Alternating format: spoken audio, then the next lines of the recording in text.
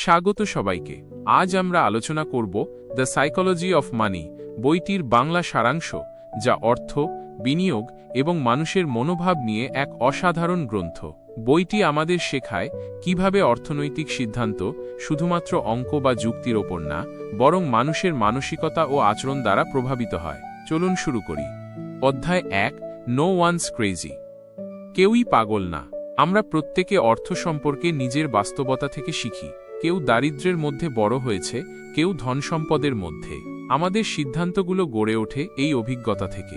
তাই কেউ যদি উচ্চ ঝুঁকির বিনিয়োগে আগ্রহী হয়, সেটা তার প্রেক্ষাপটে সঠিক হতে পারে, যদিও আমাদের কাছে তা বোকামি মনে হয়।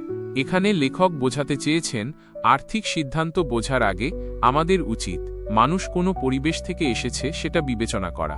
অন্যের অভিজ্ঞতা ভিন্ন হওয়ায় তার দৃষ্টিভঙ্গিও ভিন্ন হবে।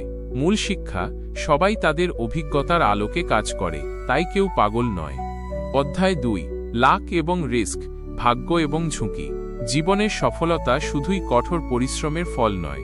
ভাগ্য এবং ঝুঁকি, এই দুই শক্তির প্রভাব অনেক গভীর।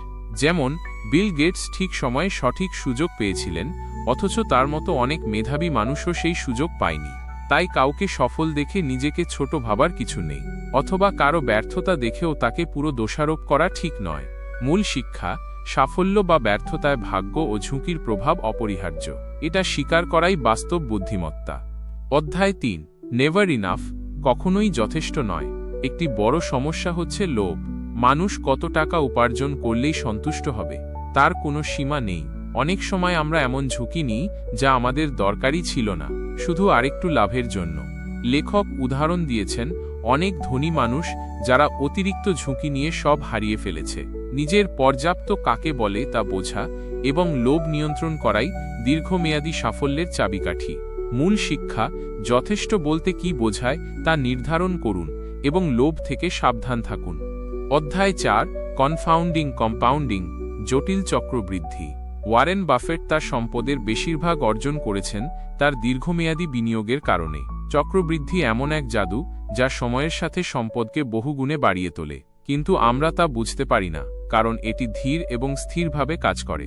অনেকেই অল্প লাভে হতাশ হয়ে যায় আর ধৈর্য না ধরে বিনিয়োগ বন্ধ করে দেয়, অথচ আসল লাভ আসে অনেক বছর পরে। মূল শিক্ষা, ধৈর্য ধরে চক্রবৃদ্ধিকে কাজে লাগান, তাহলেই প্রকৃত সম্পদ তৈরি হবে। অধ্যায় 5, getting wealthy versus staying wealthy, ধনী হওয়া বনাম ধনী থাকা। ধনী হওয়া এবং সেই ধন ধরে রাখা দুটি ভিন্ন দক্ষতা। আপনি একসময় বড় ঝুঁকি নিয়ে ধনী হতে পারেন, কিন্তু সেই ধন ধরে রাখতে হলে প্রয়োজন নম্রতা, সতর্কতা এবং ঝুঁকি এড়ানোর মনোভাব। ধনী থাকা মানে হচ্ছে প্রতিদিন নিজের অবস্থান পুনর্মূল্যায়ন করা, অহংকার না করা এবং খারাপ সময়ের জন্য প্রস্তুত থাকা। মূল শিক্ষা, ধনী হওয়া যতটা গুরুত্বপূর্ণ তার থেকেও বেশি গুরুত্বপূর্ণ সেই ধন ধরে রাখা। অধ্যায় 6, টেলস ইউ উইন, লম্বা লেজ বড় জয়। আপনি জানেন কি, জীবনের সবচেয়ে বড় সফলতাগুলো প্রায়শই অল্প কিছু ঘটনাতেই সীমাবদ্ধ। অনেক সফল বিনিয়োগকারী 10টি বিনিয়োগের মধ্যে মাত্র 1 বা 2টিতে বড় লাভ করেন, আর সেটাই সব ক্ষতি পূরণ করে দেয়। উদাহরণ, একজন লেখক 10টি বই লিখলেও হয়তো একটি বেস্টসেলারে পরিণত হয়, কিন্তু সেই একটি বই তার পুরো ক্যারিয়ার বদলে দিতে পারে। বার্তা, যত বেশি আপনি চেষ্টা করবেন, তত বেশি আপনার সফল হওয়ার সম্ভাবনা বাড়বে। ব্যর্থতা এড়াতে নয়, বরং বড় সুযোগের জন্য প্রস্তুত থাকতে হবে। অধ্যায় 7, ফ্রিডম, স্বাধীনতা। সত্যিকার অর্থে অর্থের আসল শক্তি কি? সেটা হলো স্বাধীনতা। আপনি যদি নিজের সময় নিজের মতো করে ব্যবহার করতে পারেন, সেটাই সবচেয়ে বড় সাফল্য।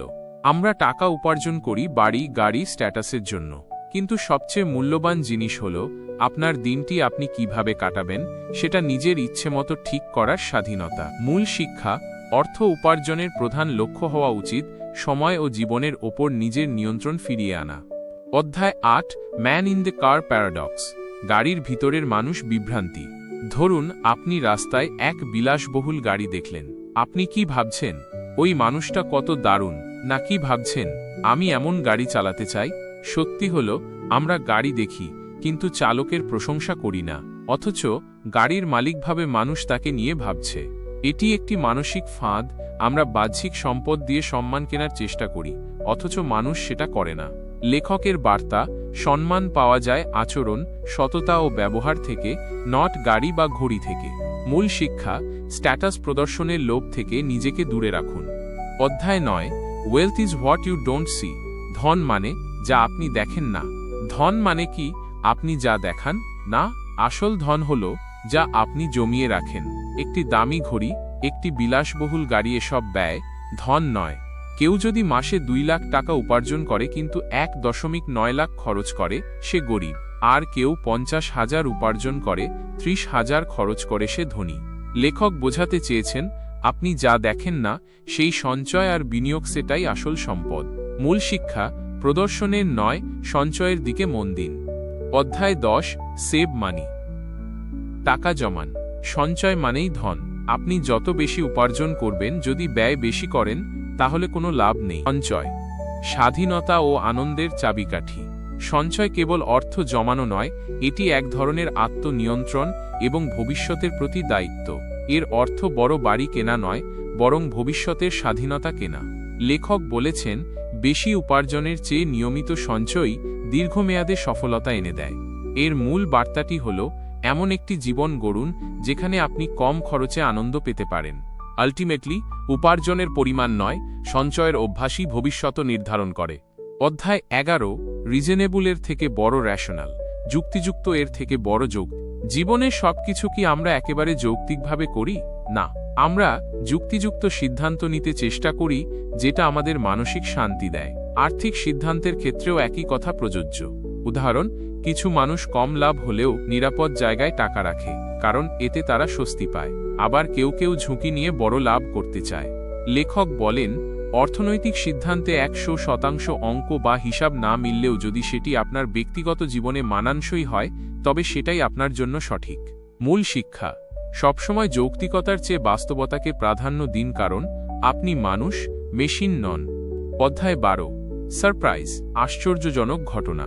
বিশ্ব ইতিহাস ও অর্থনীতিতে বড় পরিবর্তনগুলো সাধারণত আকস্মিকভাবেই ঘটে। কেউ আগে থেকে ভবিষ্যদ্বাণী করতে পারে না। যেটা সবচেয়ে বেশি প্রভাব ফেলে সেটাই সাধারণত সবচেয়ে অপ্রত্যাশিত। যেমন 2008 সালের অর্থনৈতিক বিপর্যয় কিংবা 2020 সালের কোভিড, কেউই ঠিকভাবে আগে থেকে আঁচ করতে পারেনি। অর্থাৎ ভবিষ্যৎ সম্পর্কে আমরা যতই পরিকল্পনা করি, কিছু আশ্চর্য আমাদের হিসাব গুলিয়ে দেবে। মূল শিক্ষা, জীবনে সারপ্রাইজ থাকবে। অর্থনীতি সম্পর্কে মনে রাখুন, অজানা জিনিসই সবচেয়ে গুরুত্বপূর্ণ। অধ্যায় 13, রুম ফর এরর। ভুলের জায়গা রাখুন। জীবনের এবং অর্থনীতির প্রতিটি সিদ্ধান্তে কিছুটা অনিশ্চয়তা থাকে, তাই প্রতিটি সিদ্ধান্তে একটা বাফার, একটু বাড়তি জায়গা রাখাই বুদ্ধিমানের কাজ। উদাহরণ, আপনি যদি ভেবে নেন আপনার 50,000 টাকা খরচ হবে, তবে প্রস্তুত থাকুন যেন 60,000 হলেও আপনি সামাল দিতে পারেন। লেখক বলেন, planning is important, but planning for things not going according to plan is more important. মূল শিক্ষা, বিনিয়োগ, ব্যবসা বা জীবন, সবখানেই ভুলের জন্য প্রস্তুতি থাকা জরুরি। অধ্যায় 14, ইউল চেঞ্জ। আপনি বদলাবেন। আপনার বর্তমান লক্ষ্য ও স্বপ্ন 10 বছর পরে আর একই থাকবে না।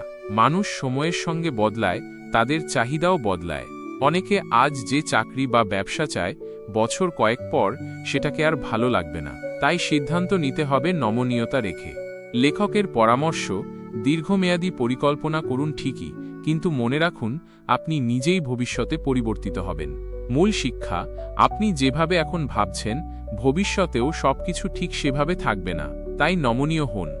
অধ্যায় 15, নাথিংস ফ্রি। কোনো কিছুই ফ্রি না। এই পৃথিবীতে কোনো অর্জনই আসলে বিনামূল্যে পাওয়া যায় না। অর্থ, সময়, পরিশ্রম কিংবা মানসিক চাপ, কিছু না কিছু মূল্য সবাইকেই দিতে হয়। স্টক মার্কেটে বড় লাভের পেছনেও আছে উচ্চ ঝুঁকি ও মানসিক টেনশন। আপনি লাভ করতে চান, অথচ কোনো ঝুঁকি নিতে না চাইলে সেটা বাস্তবসম্মত নয়।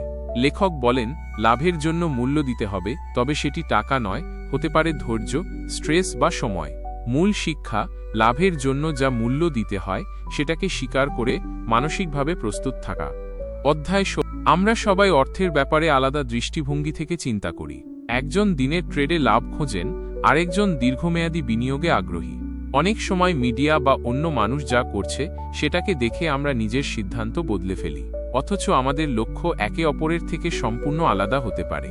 লেখকের বার্তা, যেভাবে কেউ অর্থ ব্যবহার করছে সেটা দেখে তার লক্ষ্য না জেনে অনুসরণ করা বোকামি।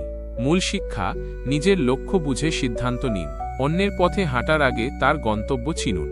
অধ্যায় 17, দ্য সেডাকশন অফ প্যাসিমিজম। নেতিবাদিতা আমাদের বেশি আকর্ষণ করে। আপনি খেয়াল করেছেন কি, নেতিবাচক খবর বা দুঃসংবাদ আমাদের মনকে বেশি প্রভাবিত করে। আমরা যখন শুনি বাজার ধসে পড়ছে বা অর্থনীতি বিপর্যয়ের মুখে, তখন আমরা দ্রুত বিশ্বাস করে ফেলি।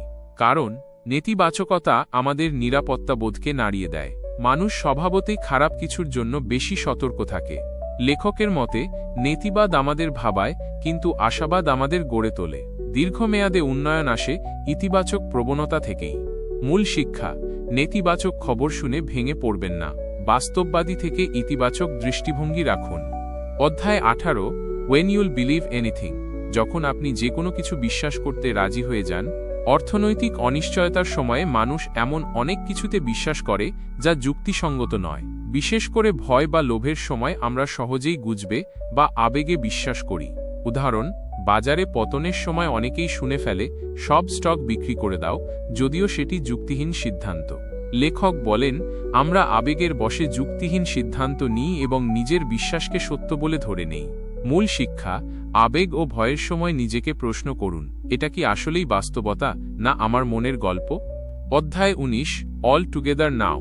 সবকিছু একসাথে। এ অধ্যায়ে লেখক বইয়ের মূল শিক্ষাগুলো একত্রে তুলে ধরেছেন। মূল বক্তব্য হল, অর্থ ব্যবস্থাপনা একটি পার্সোনাল ও মানসিক খেলা। এখানে নিখুঁত নিয়ম নেই, বরং যা আপনার পরিস্থিতিতে কাজ করে সেটাই সঠিক। কেউ কম রিস্ক নিয়ে ধীরে ধীরে এগোয়, কেউ আবার ঝুঁকি নিয়ে দ্রুত ফল পেতে চায়। উভয় পথই সঠিক, যদি সেটি ব্যক্তির সঙ্গে মানানসই হয়। লেখক বলেন, অর্থের সঙ্গে আপনার সম্পর্ক এমন হওয়া উচিত যা আপনাকে শান্তি ও স্বাধীনতা দেয় না যে শুধু অন্যকে দেখানোর জন্য। মূল শিক্ষা, নিজের লক্ষ্য, মানসিকতা ও অভ্যাস অনুযায়ী আর্থিক পরিকল্পনা করুন। অধ্যায় 20, কনফেশনস। একজন বিনিয়োগ বিশ্লেষকের স্বীকারোক্তি। শেষ অধ্যায়ে মর্গান হাউজেল নিজের কিছু ব্যক্তিগত অভিজ্ঞতা ও সিদ্ধান্তের কথা বলেন, যা হয়তো অনেকের চোখে আদর্শ নয়, কিন্তু তার জীবনে ভালো কাজ করেছে। তিনি জানান, তিনি কিছু বিনিয়োগ শুধুমাত্র মানসিক শান্তির জন্য করেন, যদিও তার প্রত্যাশিত রিটার্ন কম। বার্তা, সবাই সবসময় সর্বোচ্চ লাভ খোঁজে না। কখনো কখনো মানসিক শান্তি, ঝুঁকি হ্রাস বা অভ্যাসের জন্য আমরা আর্থিক সিদ্ধান্ত নিই। মূল শিক্ষা, আপনি অর্থ ব্যবস্থাপনায় এমন সিদ্ধান্ত নিতে পারেন যা শুধুই আপনার মানসিক শান্তি ও স্থিতির জন্য ভালো, আর সেটাই সবচেয়ে গুরুত্বপূর্ণ। উপসংহার, বইটি থেকে কি শিখলাম? অর্থ সম্পর্কিত সিদ্ধান্ত মানসিক ও ব্যক্তিগত। সঞ্চয় উপার্জনের চেয়ে বেশি গুরুত্বপূর্ণ। ধৈর্য, নমনীয়তা ও স্বাধীনতা। ভিডিওটি দেখার জন্য আপনাকেও ধন্যবাদ।